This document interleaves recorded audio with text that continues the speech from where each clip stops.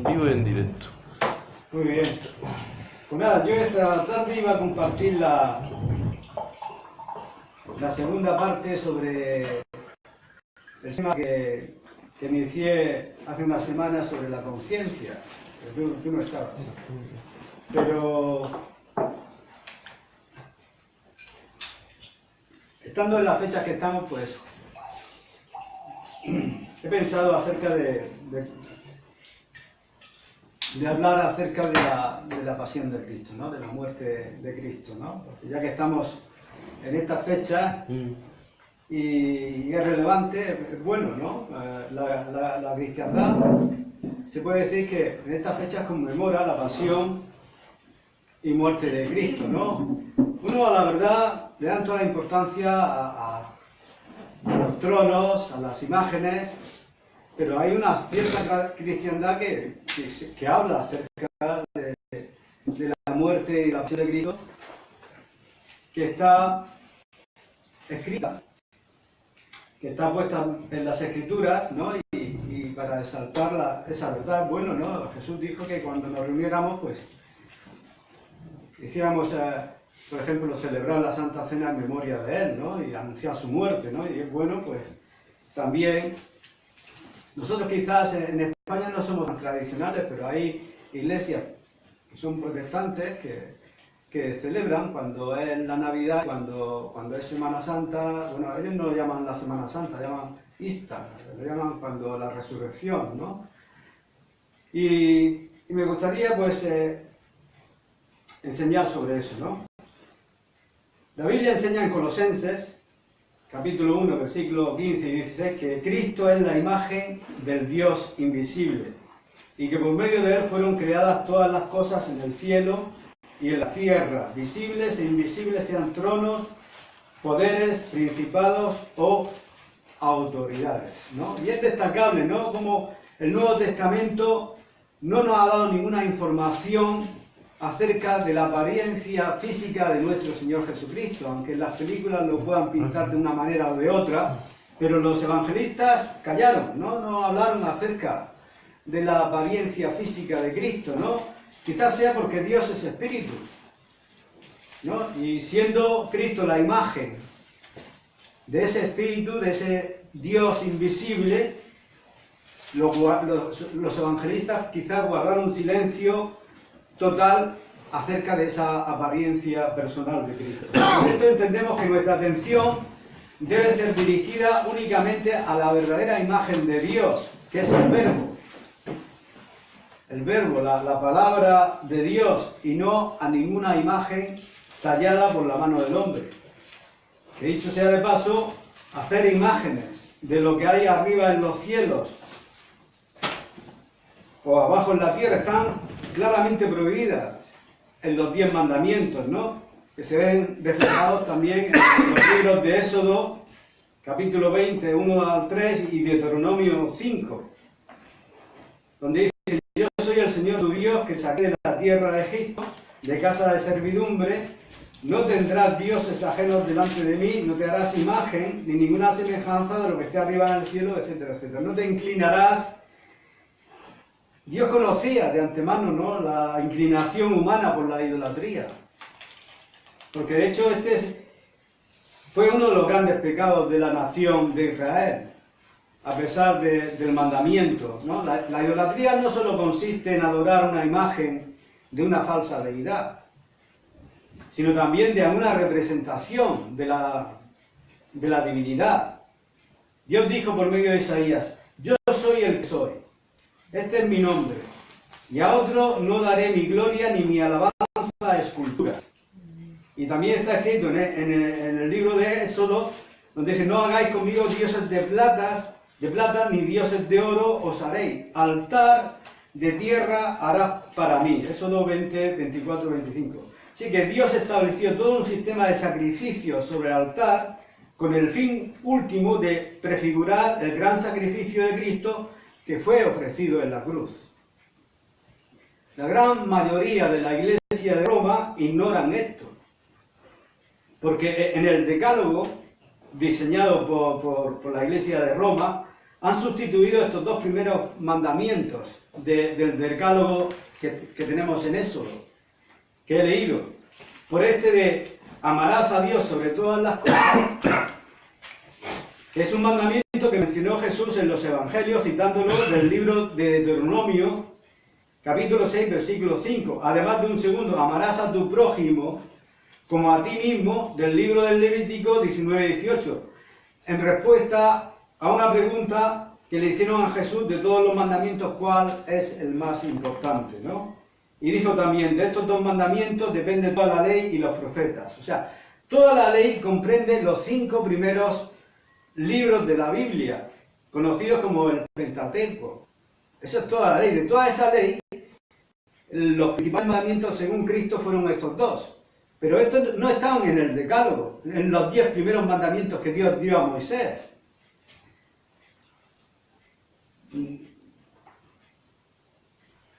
Así que estos sí estaban fuera del Decálogo, pero a la nación de Israel se le dio estos dos mandamientos que prohibían de hacer imágenes paganas o divinas. Y eran tan necesarios estos dos primeros mandamientos que estando Moisés recibiendo las tablas de la ley en el monte Sinaí, Dios le dijo, anda, desciende, porque tu pueblo que sacaste de la tierra de Egipto se ha corrompido. Pronto se han apartado del camino que yo les mandé, se han hecho un becerro de fundición y lo han adorado y le han ofrecido sacrificios y han dicho a Israel, estos son tus dioses que te sacaron de la tierra de Egipto. Esta historia es tan familiar para todos los cristianos, sin embargo, un gran sector de la cristiandad no ha aprendido la lección acerca del pecado de la idolatría. Y eso es lo que estamos viendo en nuestros días. Pero ese no es el tema, ¿no? Tenía que mencionar esto, ¿no? Porque eso es lo que se va a ver en estos días. Hoy queremos centrarnos en la muerte de nuestro Señor Jesucristo y en el Cristo crucificado, más concretamente en su cruz. De este tema ya he hablado para vosotros, será muy familiar, para unos quizás, pero como he dicho, es bueno recordar estas cosas ya que estamos en estos días y en vez de pasear tronos, pues hablamos acerca de la importancia que tiene esta Semana Santa que está en la muerte de nuestro Señor Jesucristo. Ahora, como he dicho, los evangelistas presentaron estos eventos como hechos históricos, de una manera objetiva. Y muchos conocen la historia de la muerte, de la pasión y de la resurrección de Cristo por medio de estos eventos que los evangelistas registraron, ¿no? Ellos registraron su entrada triunfal en Jerusalén, cumpliendo la profecía de Isaías, donde dice, decid a la hija de Sión, he aquí tu rey viene a ti manso y sentado sobre un asna.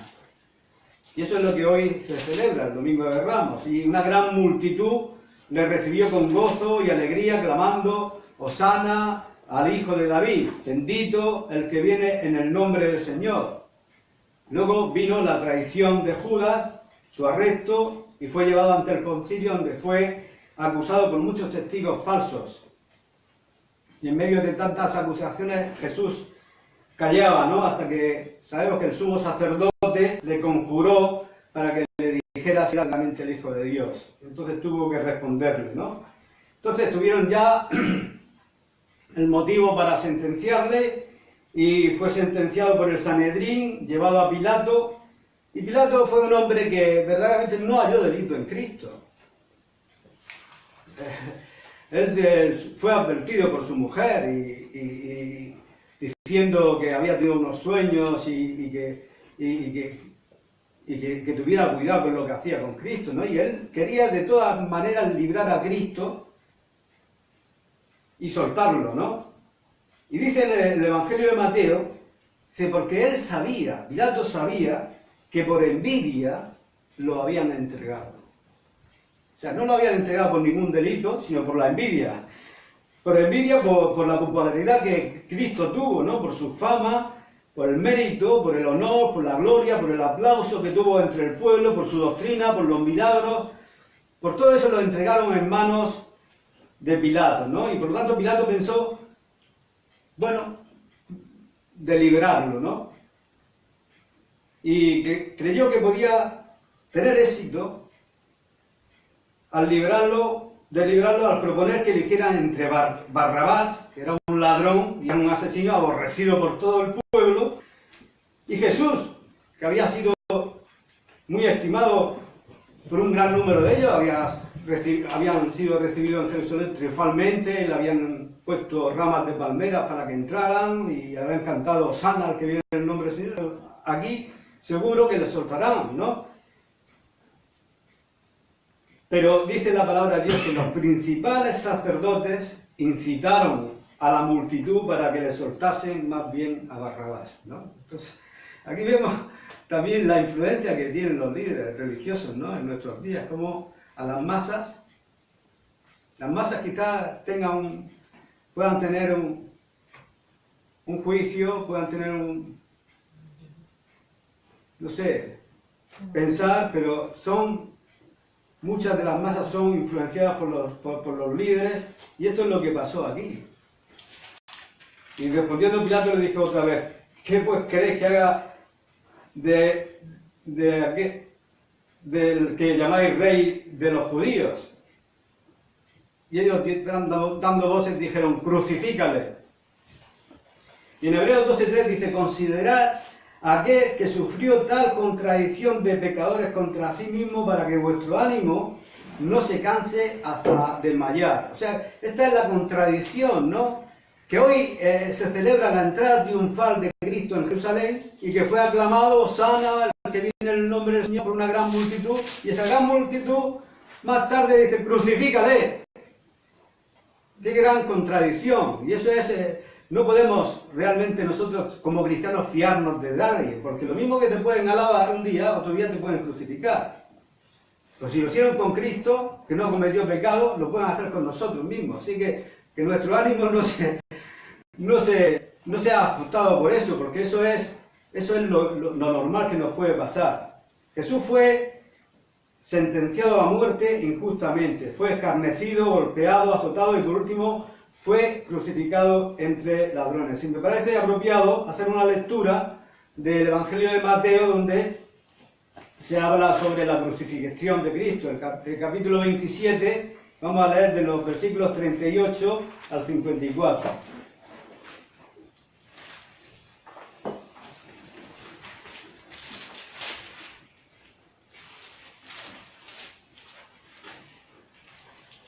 Dice: entonces crucificaron con él a dos ladrones, uno a la derecha y otro a la izquierda.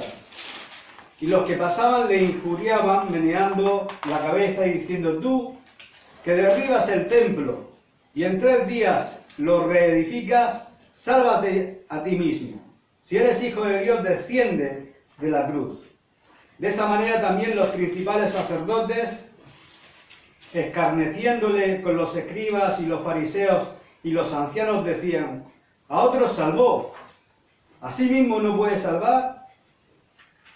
Si es el Rey de Israel, descienda ahora de la cruz y creeremos en él. Confió en Dios, libre ahora si le quiere, porque ha dicho: soy hijo de Dios. Lo mismo le injuriaban también los ladrones que estaban crucificados con él. Y desde la hora 6ª hubo tinieblas sobre toda la tierra hasta la hora 9ª. Cerca de la hora 9ª, Jesús clamó a gran voz diciendo: Eli, Eli, lama sabatani. Esto es: Dios mío, ¿por qué me has desamparado? Algunos de los que estaban allí decían, al oírlo decían: a Elías llama a este. Y al instante, corriendo, uno de ellos tomó una esponja y la empapó de vinagre y poniéndola en una caña le dio a beber. Pero los otros decían: deja, veamos si viene Elías a librarle. A Jesús, habiendo otra vez clamado a gran voz, entregó el Espíritu, y he aquí el velo del templo se rasgó en 2 de arriba abajo, y la tierra tembló, y las rocas se partieron, y se abrieron los sepulcros, y muchos cuerpos de santos que habían dormido se levantaron, y saliendo de los sepulcros, después de la resurrección de él, vinieron a la santa ciudad y aparecieron a muchos. El centurión y los que estaban con él guardando a Jesús, visto el terremoto y las cosas que habían sido hechas, temieron en gran manera y dijeron: verdaderamente este era el Hijo de Dios. Y muchos conocen este aspecto histórico y objetivo de los evangelistas acerca de la cruz y acerca de la muerte de Jesús. Pero pocos han oído hablar del aspecto subjetivo, ¿no?, que Pablo enseña acerca de la cruz. Porque fue Pablo quien desarrolló el tema de la muerte de Cristo y de su resurrección en las epístolas, ¿no?, de una manera subjetiva. Muchos conocen el aspecto externo, el aspecto histórico, objetivo, pero de la manera subjetiva, mucha parte de la cristiandad no la conoce, ¿no? Y él describe la obra que se realizó en la cruz con la aplicación para los creyentes. Y hay una razón por la cual los evangelistas quizás no desarrollaron el tema, sino fue más tarde Pablo, y quizás la veamos en 1 Corintios capítulo 1, versículo 18, donde dice: porque la palabra de la cruz es locura a los que se pierden, pero a los que se salvan, esto es a nosotros, es poder de Dios.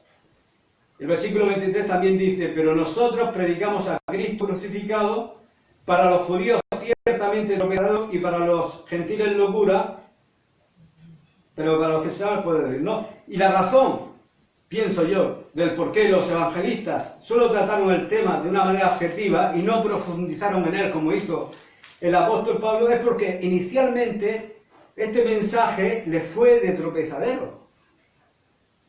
Les pareció una locura a los propios cristianos, ¿no? Este evangelio puede parecer locura, y hay un comentarista que ha dado algunas razones. Por ejemplo, la razón primera que dice: el origen humilde de Jesús, ¿no? Para muchas personas despreciaron a Cristo, aquel que vivió en Nazaret, porque era pobre, ¿no? No tenía donde recostar su cabeza, solo unos pocos amigos y sin riqueza y poco honor entre sus conciudadanos. Viendo esto desde fuera, ¿este quién es? Lo despreciaron porque creyeron que fue un impostor también. Otras personas pensaron eso. Y que sufrió el castigo usual que sufrían los esclavos. Y también porque no vieron ninguna cosa eficaz en su muerte. Estimaron como increíble, ¿no?, que aquel que no pudo salvarse a sí mismo pudiera ser capaz de salvar a otros y que esa gloria tuviera que venir de una cruz. Lo despreciaron porque creyeron que fue un impostor y que sufrió el castigo usual, como he dicho, de los esclavos.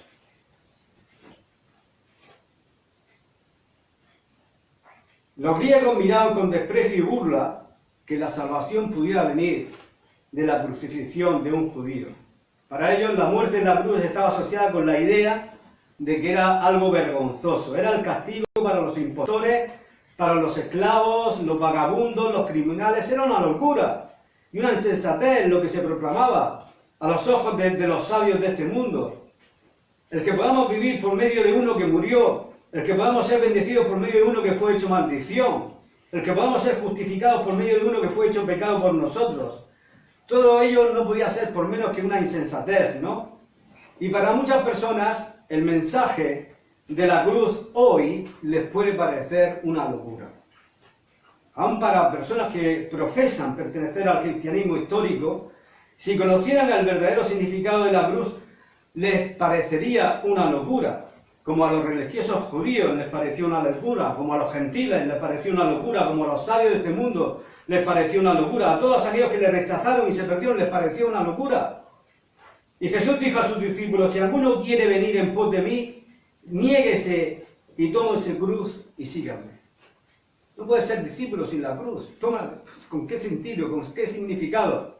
Si tú dices hoy esto a gran parte de la sociedad, el tema de la cruz, yo tomar la cruz, seguir a Cristo, tomar la cruz, esto es una locura. No estamos en la edad medieval, ahora. Ahora estamos para que Dios nos pueda bendecir terrenalmente, nos pueda dar todas aquellas cosas que necesitamos, pero eso de la cruz, gran parte de la cristiandad lo ha quitado, ¿no? Y por eso es que importante es que hablemos acerca del significado que tiene la cruz, porque quizás no es aquello que nosotros pensamos. El mismo apóstol Pedro, cuando oyó hablar por primera vez estas palabras de Jesús acerca de la muerte, de su muerte acerca de la cruz, le pareció una locura. Señor, ten compasión de ti, que jamás te acontezca cosa semejante. Y Pedro, como todos los judíos, estaban esperando a un Mesías, ¿no? A un Salvador de Israel, a un Rey de Gloria que se sentara en el trono de David, que restauraba el reino en ese tiempo y que los librara del dominio de Roma, ¿no? No podía entender el anuncio de su muerte. El Cristo crucificado ciertamente fue de tropezadero para los judíos, ¿no? Incluso Jesús reprendió a uno de sus discípulos cuando andaban hacia Emaús, después de haber muerto. Él se presentó a ellos y estas personas no entendían su muerte, ni por qué no había redimido a Israel, después de 3 años de estar con él, ¿no? En Lucas 24, 25 y 26, Jesús les dice: oh insensatos y tardos de corazón para creer todo lo que los profetas han dicho. ¿No era necesario que el Cristo padeciera estas cosas y que entrara en su gloria? Y hay en el Antiguo Testamento más de 300 profecías que fueron hechas siglos antes de la muerte de Cristo, acerca de esa muerte, acerca de esa resurrección, de la muerte que Cristo iba a sufrir. Dios ya sabía de antemano que Cristo iba a morir en un tiempo donde Roma tenía esta pena capital, que era la muerte de cruz. Y si miramos en el Antiguo Testamento, salmos como el Salmo 22, Isaías 53, se habla sobre los sufrimientos del varón de dolores, se habla sobre las palabras de Cristo en la cruz, se habla de esa muerte ¿cómo podía saberlo? ¿Cómo lo podía saber el hombre? Sino solamente Dios, que sabía en el tiempo, en el momento y de qué muerte iba a padecer su Hijo. Y estas 300 profecías están escritas ahí, por eso Cristo les dijo insensatos. Es que no, algunas personas le dijeron: vosotros os equivocáis, algunos líderes religiosos erráis porque ignoráis las Escrituras y el poder de Dios. Y Jesús también reprendió a Pedro y dijo: quítate delante de mí, Satanás, me eres tropiezo, porque pones la mira en las cosas no pones la mira en las cosas de Dios, sino en las de los hombres, ¿no? Y entonces, y eso es lo que pasa hoy en día en gran parte de la cristiandad. No están poniendo la mira en las cosas de Dios. El propósito de Dios es la obra de Cristo para las vidas, ¿no? Pero las personas prefieren poner la mira en las cosas de los hombres. Y por esa parte, ellos están más interesados en la parte del reino. Los propios discípulos, ¿os acordáis que la madre de Zebedeo, no sé si era la madre de Zebedeo, que les dijo a Jesús que así se puede sentar uno de mis hijos a tu diestra y otro a mi siniestra, y los otros se enfadaron? Todos estaban interesados por el hecho de reinar con él, de obtener privilegios, de obtener, no sé, dominios y autoridad.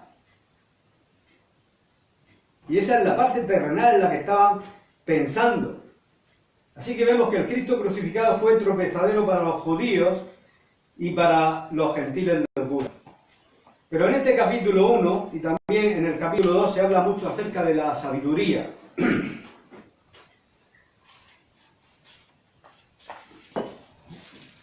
Dice, está escrito: destruiré la sabiduría de los sabios y desecharé el entendimiento de los entendidos. ¿Dónde está el sabio? ¿Dónde está el escriba? ¿Dónde está el disputador de este siglo? ¿No ha enloquecido Dios la sabiduría del mundo? Pues ya que en la sabiduría de Dios el mundo no conoció a Dios mediante la sabiduría, agradó a Dios salvar a los creyentes por la locura de la predicación. Y el apóstol Pablo, inspirado por el Espíritu Santo, dice: ¿dónde está el sabio? Y eso es la pregunta que hace Dios. ¿Dónde está el sabio? Tanta sabiduría que hay aquí en Grecia, la cuna de la filosofía. A ver, ¿dónde está el sabio que pueda arreglar la situación esta, ¿no? Porque hay muchos grandes y muchos, ¿no? Filósofos en Grecia, grandes pensadores, ¿no? Grandes matemáticos, grandes científicos, Pero ¿dónde está el sabio que pueda salvar al hombre de su condición caída? ¿Qué puede hacer la filosofía para la salvación del hombre? ¿Ha podido resolver el problema fundamental del hombre, que es la muerte? ¿Ha podido descubrir el origen del mal de este mundo y resolverlo? Porque ¿sabéis? La filosofía es la ciencia que estudia la naturaleza fundamental de la existencia del hombre y también de la relación del hombre a esa existencia, ¿no? Y debe dar respuestas para que el hombre pueda entender su propia existencia. Y algunos filósofos, pues, notables filósofos de aquel tiempo, creyeron que la verdad era esencial para ayudar al hombre. Eso lo dijo Sócrates. Sócrates dijo: la verdadera filosofía es la búsqueda de la verdad y como medida de lo que el hombre puede hacer y como norma para su conducta. Platón dijo: son filósofos verdaderos aquellos a quienes gusta contemplar la verdad. No, y han habido muchos sabios que han dado testimonio de esta verdad, ¿no? Como Isaac Newton, ¿no? Por poner un ejemplo, él escribió los principios matemáticos de la filosofía natural y él dijo: la admirable disposición y armonía del universo no ha podido sino salir del plan de un ser omnisciente y omnipotente. O Albert Einstein, que también fue un gran sabio, que él dijo: el azar no existe. Dios no juega a los dados. El hombre encuentra a Dios detrás de cada puerta que la ciencia logra abrir. Pero en Romanos 1:20 dice: porque las cosas invisibles de Él, su eterno poder y deidad, se hacen claramente visibles desde la creación del mundo, siendo entendidas por medio de las cosas hechas, de modo que no tienen excusa. ¿No? Y hay también sabios contemporáneos, actuales, ¿no? Personas que he visto, ¿no? Que estudian universidades y salen grandes apologetas, ¿no? Que los veo debatir en los medios con grandes ateos, ¿no? Y hablan acerca de la realidad de Dios detrás del universo, ¿no? Y dan testimonio acerca de esa gran verdad, ¿no? De Dios. Pero también han surgido muchos necios que se consideran sabios, como dice en el versículo 22 de ese capítulo 1 de Romanos, donde dice que profesando ser sabios se hicieron necios. ¿Y por qué se hicieron necios? Porque en el versículo 25 lo dice: ya que cambiaron la verdad de Dios por la mentira, honrando y dando culto a las criaturas antes que al Creador. Dale agua. Si quiere. ¿Quiere al baño? No quiere agua.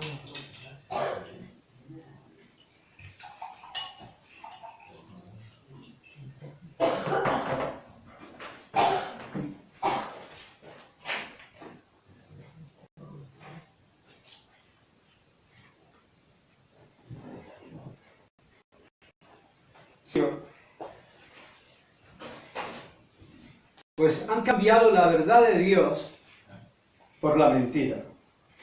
Y la verdad que estos grandes filósofos decían al principio que era esencial y fundamental para que el hombre pudiera entender su existencia, pues en nuestros días ya no importa.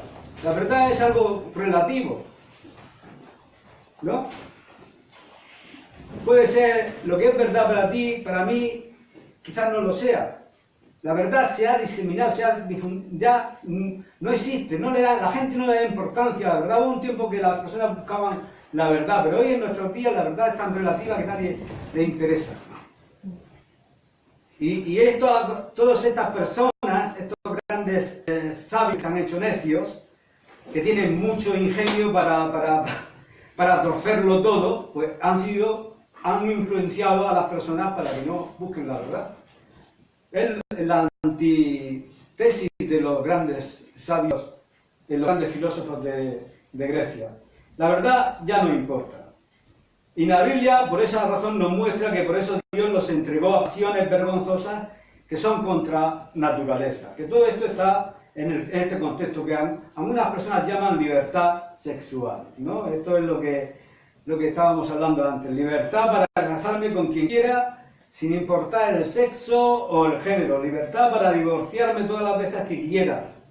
Hay un hermano que escribió un libro donde decía, los hermanos, la pareja se llaman Trovis, que decía que aquí en Occidente no creemos en la poligamia, pero de alguna manera la hemos establecido, porque tú puedes tener todas las mujeres, quizás no a la misma vez, pero te casas con una, luego te la dejas, te casas con otra y así.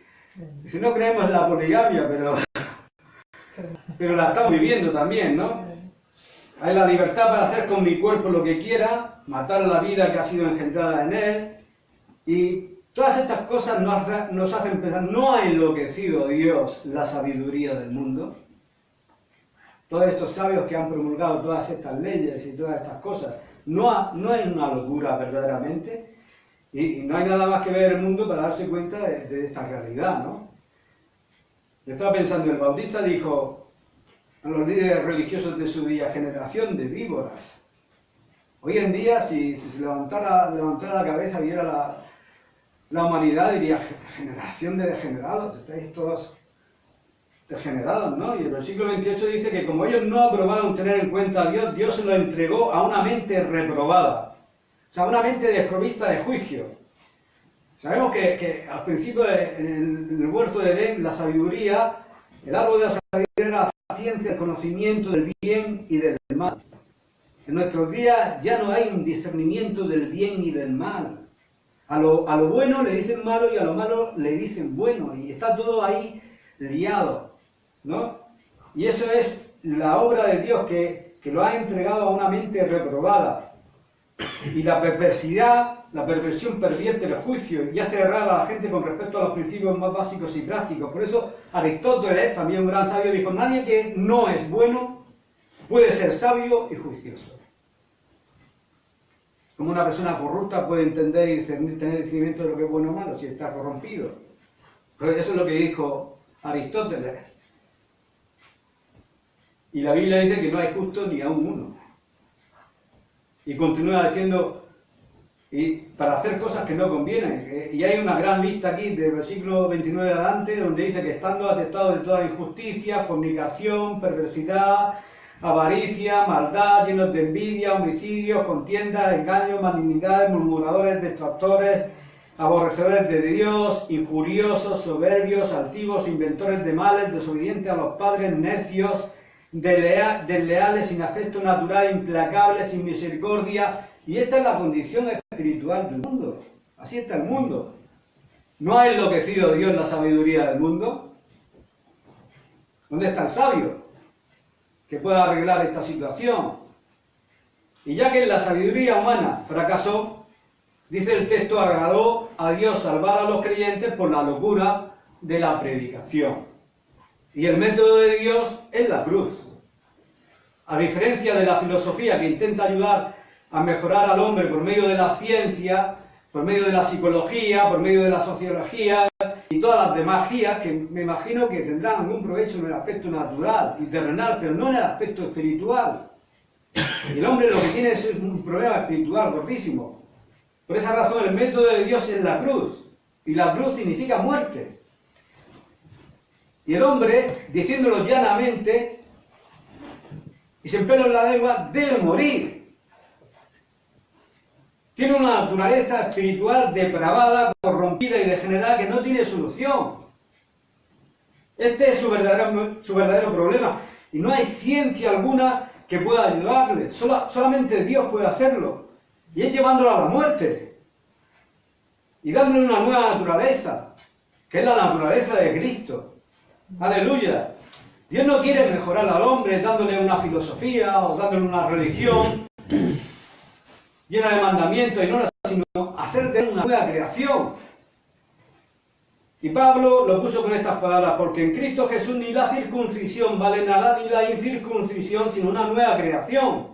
Y la circuncisión, como sabemos, era el emblema de la religión judía. Dios había dado esa religión durante un tiempo, pero Dios no está interesado en religión o en filosofía alguna, sino en una nueva creación.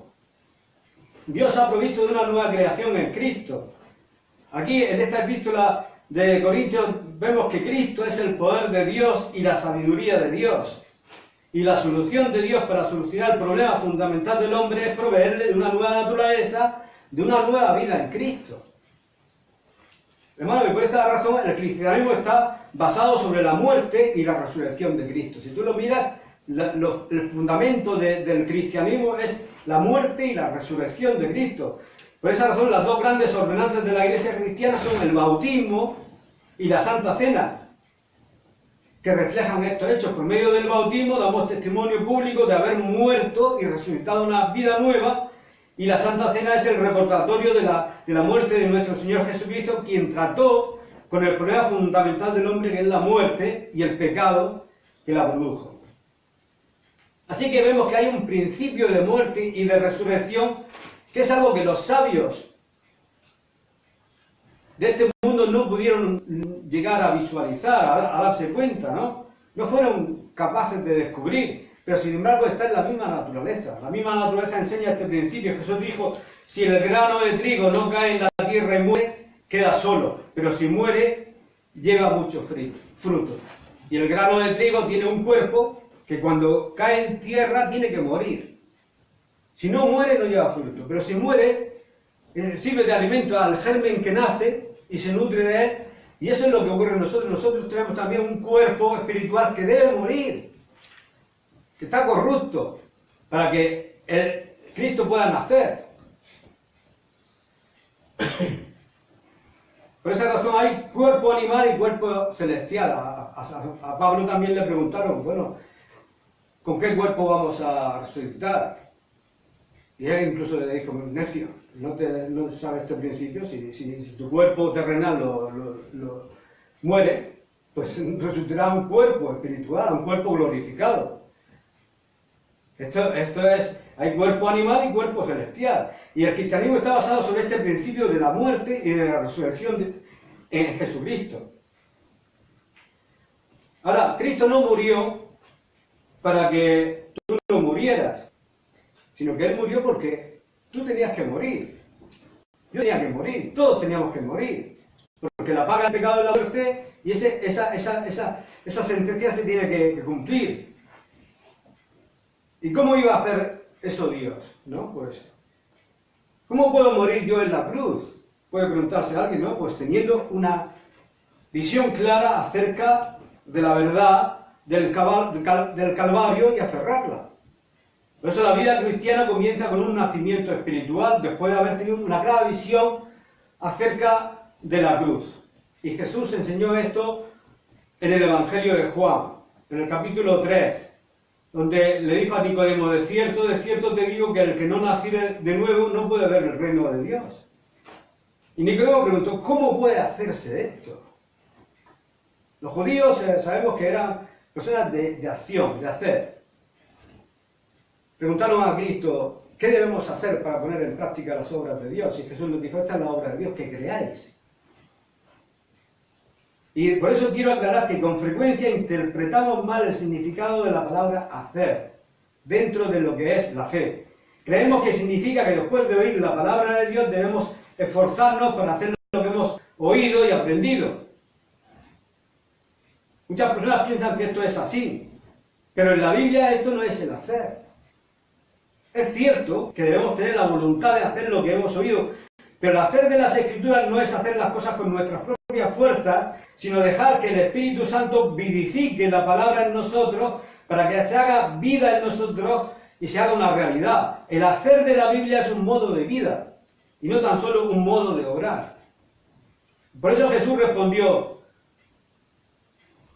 como Moisés levantó la serpiente en el desierto, así es necesario que el Hijo del Hombre sea levantado. Respondió a Nicodemo, le dio la respuesta de cómo se iba a hacer. Pues él tenía que morir y ser levantado para que todos pudieran contemplar su muerte.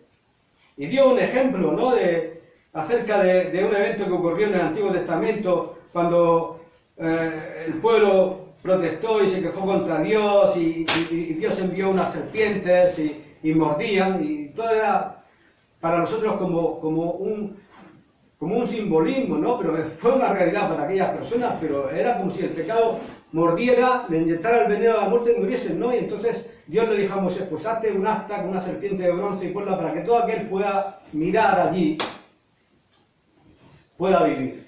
Y fue un anticipo acerca de la cruz. Allí estaba el pecado crucificado. Pero es que ahora Jesús, mirándola a Él, podemos también ver la obra que Él ha hecho, y si la entendemos y creemos y tenemos esa voluntad de recibir y de que Dios haga vida y realidad en nosotros, pues también la podemos experimentar. Ese fue también el testimonio de Bunia, que lo he contado en otras veces, que este cristiano que iba con una carga, el peregrino, iba andando y seguía las indicaciones, no fue hasta que entró por una puerta estrecha y al final vio la cruz, y cuando vio la cruz, esa visión que tuvo de la cruz hizo que esa carga se le cayera, y que vinieran unos ángeles y uno le sellara, otro le diera unas vestiduras nuevas. Todo eso es simbolismo que da a entender cómo se inicia la vida espiritual en el creyente, ¿no? Y siempre es teniendo en cuenta esa gran visión acerca de la cruz, ¿no? El apóstol Pablo se dio cuenta de este hecho y él escribió en Gálatas: con Cristo estoy juntamente crucificado y ya no vivo yo, mas vive Cristo en mí. Ahora, hay personas, ¿no?, religiosas principalmente, que asocian la cruz, como muchas personas que asocian la cruz con el sufrimiento, ¿no? No necesariamente, el sufrimiento lo llevó Cristo.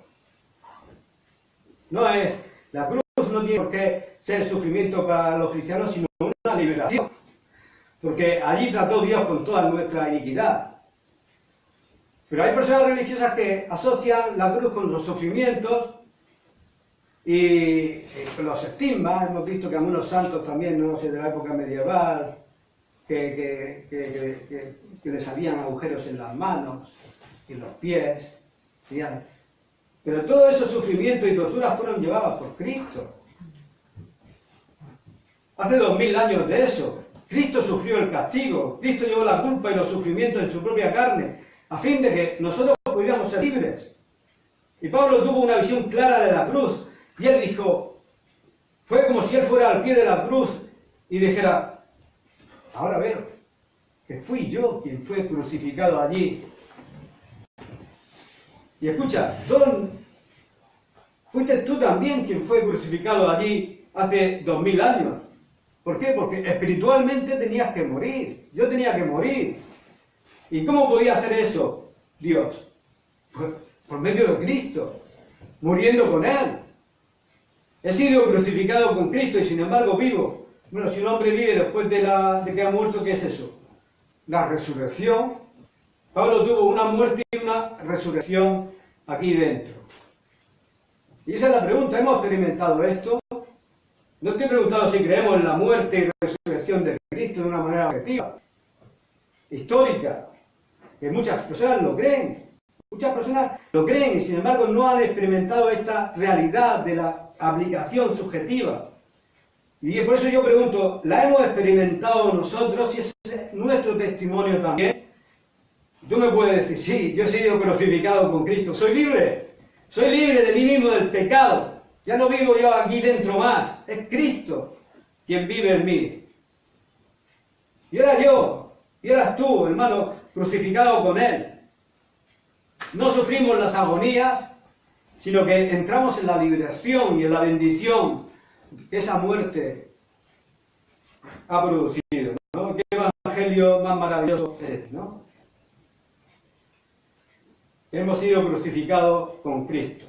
Y los que no hayan ido a la muerte con Cristo, aquellas personas que no quieren saber nada de la cruz,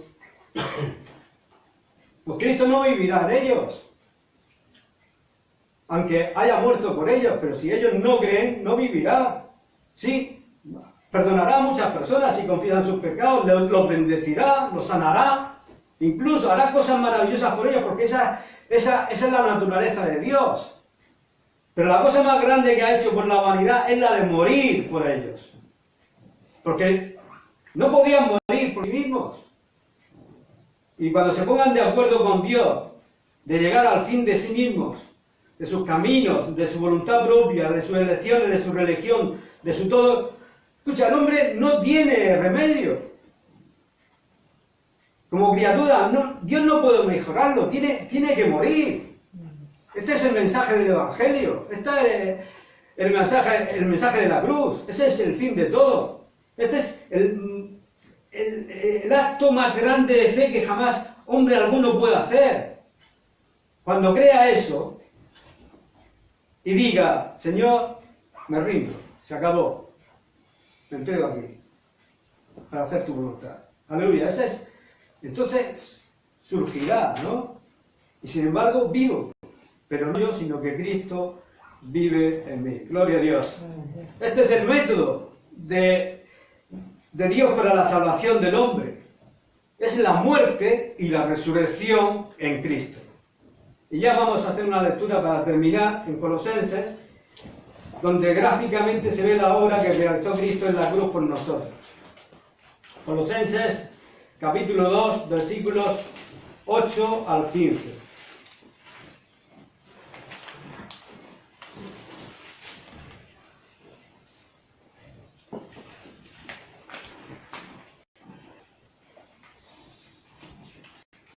Donde dice, mirad, nadie os engañe por medio de filosofías y huecas sutilezas, según las tradiciones de los hombres, conforme a los rudimentos del mundo y no según Cristo, porque en él habita corporalmente toda la plenitud de la deidad, y vosotros estáis completos en él, que es la cabeza de todo principado y potestad. En él también fuisteis circuncidados con circuncisión no hecha a mano, al echar de vosotros el cuerpo pecaminoso carnal en la circuncisión de Cristo, sepultados con él en el bautismo, en el cual fuisteis también resucitados con él mediante la fe en el poder de Dios que le levantó de los muertos. Y a vosotros, estando muertos en pecados y en la incircuncisión de vuestra carne, os dio vida juntamente con él, perdonándoos todos los pecados, anulando el acta de los decretos que había contra nosotros, que nos era contraria, quitándola de en medio y clavándola en la cruz. Despojando a los principados y a las potestades, los exhibió públicamente, triunfando sobre ellos en la cruz. ¡Qué gran obra hizo Cristo en la cruz! ¡Aleluya! No hay salvación sin cruz, no hay liberación sin cruz, no hay perdón sin cruz, porque todo lo que hizo Dios en Cristo, está fundamentado en la obra que Él hizo en la cruz. Amén. Sí.